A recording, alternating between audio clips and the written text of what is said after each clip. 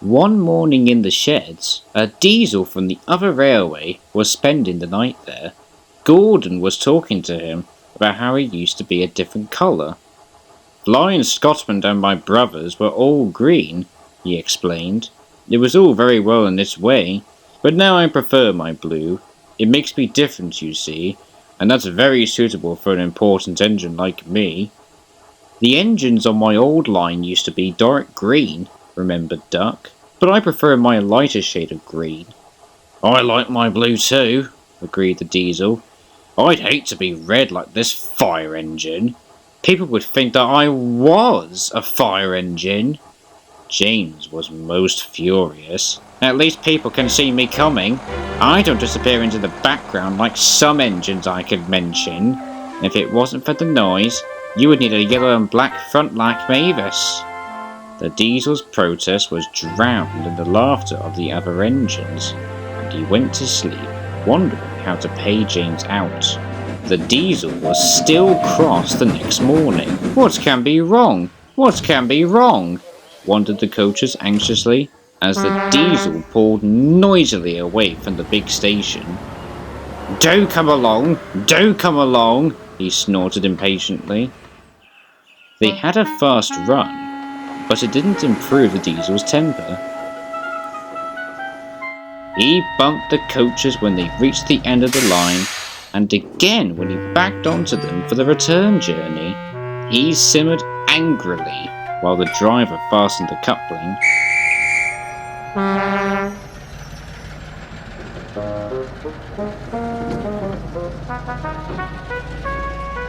No one noticed a rattle inside the diesel's engine as he snorted away, and soon the train was running well.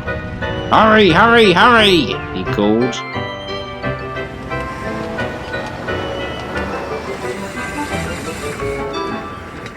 Faster and faster they went.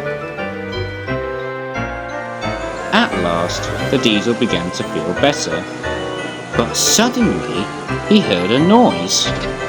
Then there was trouble. "Oh no!" shouted the driver. "Your engine had jammed!" He applied the brakes while the engine itself began to make awful grinding sounds. "We must find out what caused this," said the driver urgently. "I think it might have been a loose bolt that got into the engine," the guard assumed. The diesel's driver spoke to him. "Sorry, old boy," he said to him. "Just when we got it going nicely too, but if you hadn't banged about so much, you wouldn't have screwed up your engine." The diesel said nothing. While the engineer dealt with the engine, the guard went back to tell the signalman what had happened. When he returned, he found the diesel completely hidden in a huge cloud of black smoke which billowed from his exhaust. The engineer emerged, choking. "This engine set itself on fire, and it set the sleepers alight." "You stay here," called the driver. "I'm going to phone the fire brigade." The passengers were horrified, but not for long. James had arrived with the fire brigade, and then had to take the diesel's train on. The diesel felt most uncomfortable. Workmen managed to repair the diesel's engine, and found out that it was a bolt that came loose and malfunctioned the engine. The diesel's driver was right. The driver then turned the engine on and drove the diesel gently to the works. James, who had of course seen everything, told the others. They were careful about what they talked about that night.